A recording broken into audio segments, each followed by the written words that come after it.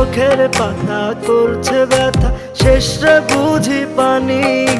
রক্তগুলো টলমল ঝরবে এবার জানি। দু চোখ আমার অন্ধ হোক, বন্ধুর পাশে অন্য লোক, কেমন করে দেখবো আমি এমন অবিচার। খোদার কাছে মোনাজাতে বলি বারে বার, কেন সে প্রাণ বন্ধু হইল না আমার। নই কি আমি তার যোগ্য, নাকি আমার এমন ভাগ্য, এত ব্যথা সইতে আমি পারবো না যে আর।